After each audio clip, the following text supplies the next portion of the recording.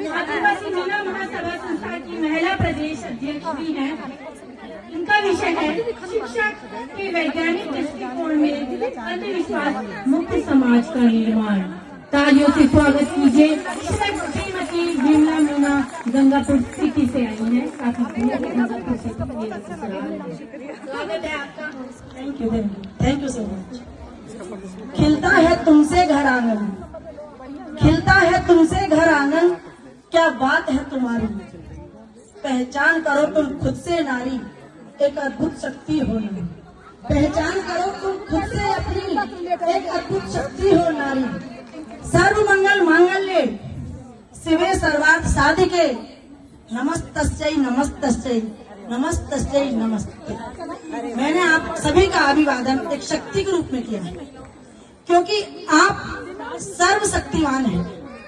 आपको धन की देवी कहा गया है लक्ष्मी के रूप में, विद्या की देवी कहा गया है सरस्वती के रूप में, और शक्ति के रूप में आपको दुर्गा बताया गया है। मैं अपनी बात को स्टार्ट करना चाह रही हूँ, और मुद्दा है कि वैज्ञानिक दृष्टिकोण के चलते हुए अपन शिक्षा को क्या आयाम दें, ताकि अपने इस वातावरण में से बहुत सी कुरीतियों को दूर किया जा सके। एक एग्जाम्पल के तौर पर मैं आपको बताना चाहूंगी कि एक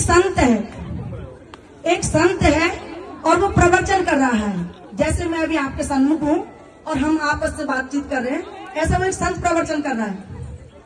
और संत ने सबसे कहा, ये जो दीपक जल रहा है, ये जो दीपक जल रहा है, इसे गौर से देखिए। और फिर वो उस दीपक को बुझा देता है और सबसे कहता है कि ये ज्योति कहाँ गई, ये ज्योति कहाँ गई। तो सब चुप हैं, किसी के पास कोई भी जवाब नहीं है।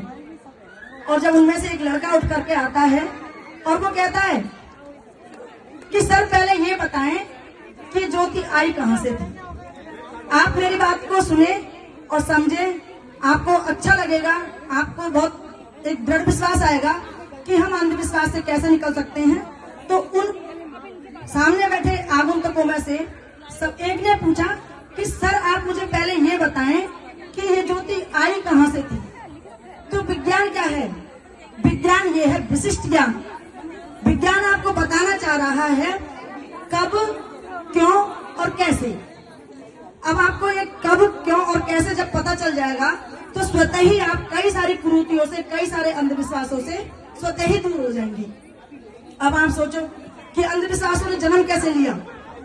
क्या आप सभी माता बहनें जानती है कि जितनी परंपराएं हम ढो रही हैं, प्रचलन में ले रही हैं, इनका कोई किसी किसी चीज का तो बिल्कुल ही अर्थहीन है, बेमानी है, लेकिन हम फॉलो कर रहे हैं।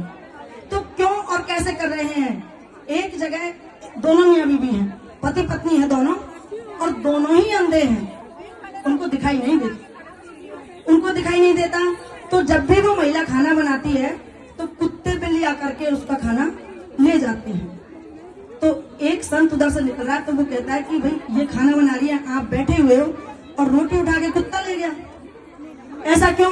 तो कहता है कि महाराज हम दोनों ही अंधे हैं और हमें पता ही नहीं चलता, कई दिन तो हम भूखे भी सो जाते हैं क्योंकि हमारा खाना रहता ही नहीं है ढकोली में। वो उनसे कहता है कि जब ये रोटी बनाए ना, तब आप डंडा लेके गेट पे बैठ जाना और नॉक करते रहना। तो वो उसको नॉक करते रहता है, तो कुत्ता बिल्ली उस डंडे के वैसे नहीं आते, तो भरपेट खाना खाने लगते हैं। अब उनका जो औलाद है, उनके जो बच्चे हैं, वो बड़े हुए हैं और फिर इनकी बहू आई है। अब जब बहू खाना बना रही है ना, तब उसका पति गेट पे नॉक कर रहा है। बहू सोचती, कल तो सोच रही थी कि चलो यूं, पर दूसरे दिन भी वही और तीसरे दिन भी वही। तो वो कहती है कि जब भी मैं खाना बनाती हूँ आप दरवाजे पे बैठ के क्या ये ठक ठक ठक ठक करते रहते हो। वो कहते हैं हमारी परंपरा है, समझे? क्या है? परंपरा। तो कहती है कैसे? कि मेरे मम्मी जब खाना बनाती थी तो मेरे पापा नॉक करते थे कि ना आपकी मम्मी अंधी थी और आपके पिताजी अंधे। आप देख सकते हैं, मैं देख सकती हूँ, कोई कुत्ता बिल्ली नहीं आएगा, कोई भी कुत्ता बिल्ली नहीं आएगा। तो ये कुछ परंपराएं ना इस तरह से चली आ रही है। तो हमें आज के जब वैज्ञानिक युग में चांद पर जा चुके हैं, आज हम 7 समंदर पार एक दूसरे को वीडियो कॉल पे देख सकते हैं, फिर भी अगर हमें ऐसी चीजों चीजों को फॉलो करते हैं तो कैसे बंधे हुए हैं, कैसे बंधे हुए हैं उस हाथी की तरह जो एक छोटे से पिल्लर से बंधा हुआ है, क्योंकि उसको बचपन में बांध दिया गया है और उसने जब कोशिश की तब वो छोटा था और बाद में उसने सोच लिया कि ये पिल्लर मेरे से नहीं टूटेगा, ये रस्सी मेरे से नहीं टूटेगी और कोशिश ही नहीं करता है।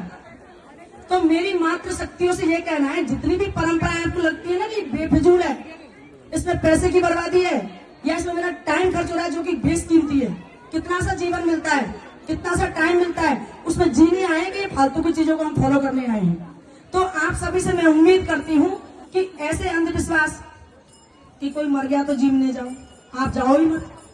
पहली बात तो बहुत गंदा लगता है कि किसी का तो कोई मर गया, वो तो बुरा है ना, तब भी मत जाओ। क्यों जाए हम मरण जरण में, इनमें क्यों खाएं? बताओ, आप खुद से सोचो कि कौन सी खुशी का पल है, किसी का तो व्यक्ति गया और हम वहां जाकर के बैठ के खाना खाएं। रही बात आपको मैं बता दूं, दहेज, दहेज क्या है? हमने कोई हमारी बेटी के लिए कहता है तो हम कहते हैं कि हाँ भाई इतना दे देंगे। मुझे शर्म आती है, हालांकि मैं भी आप सभी का हिस्सा हूँ और हमारे माता पिता ने भी दिया है, लेकिन अब हम सोचने लगे हैं, जागरूक होने लगे हैं।